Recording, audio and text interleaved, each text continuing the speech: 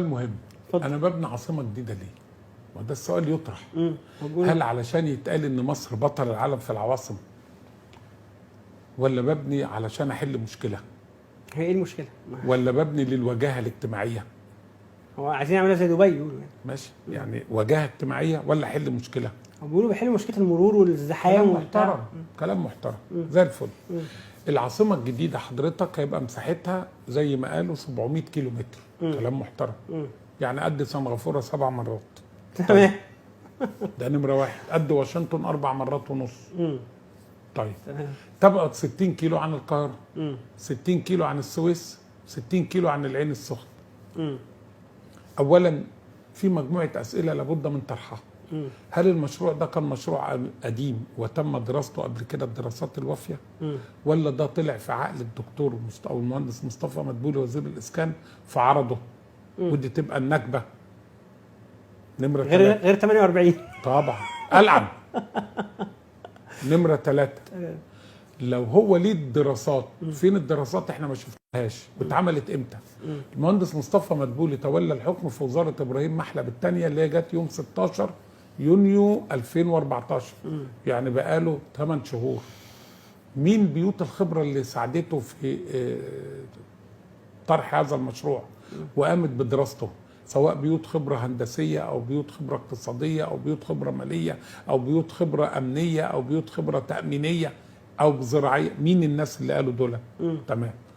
تدبير المبلغ هيجيبه منين؟ لو جاي منح ومعونات، مفيش دوله بتعيش على المنح والمعونات. مفيش حد هيمنحك 42 مليار. مرحله اولى. يبقى السؤال الثاني جاي من الخزانه المصريه. الخزانه ما فيهاش 7 جنيه ونص. جاي نوع من انواع القروض. طب انا اقترض وازود الدين الخارجي على الدوله للاجيال القادمه؟ وخصوصا ما فيش عائد يعني. تماما. نقول احنا العائد الهدف من ان انا بعمل عاصمه جديده، انا عاوز افضل العاصمه القديمه. ده كلام محترم. انا مش من انصار تطوير العشوائيات. الحاجه القديمه زباله، سيبها. لازم اقضي على العشوائيات نهائي. تمام. عشان خلينا منطقيين. خلاص ماشي. طيب. انا بعمل تنميه محور قناه السويس. يعني ايه؟ يعني ببني 6 محافظات جديده: بورسعيد، الاسماعيليه، السويس، شمال سيناء، جنوب سيناء، وسط سيناء العاصمه الجديده او المحافظه الجديده المزمع اقامتها اللي هتبقى عاصمتها بوزنيمه. ده كلام محترم. بالمناسبه مصر الدوله الثالثه على مستوى العالم في الثروه المحجريه. 55% من ثروه مصر المحجريه موجوده في وسط سيناء في منطقه المحجريه. طبعا. اللي هي الرمله الرخام والجرانيت والرمله البيضاء والرمله السوداء والالمونايت والكربونات الكالسيوم.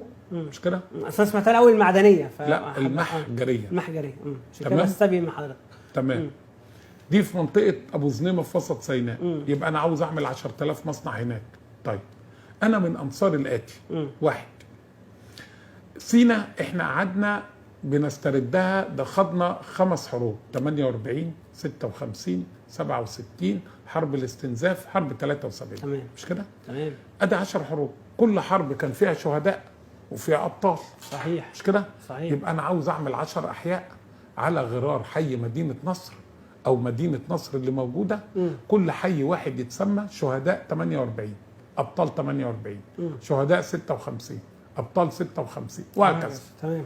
تمام. الاحياء دي تتعمل فين سعادتك؟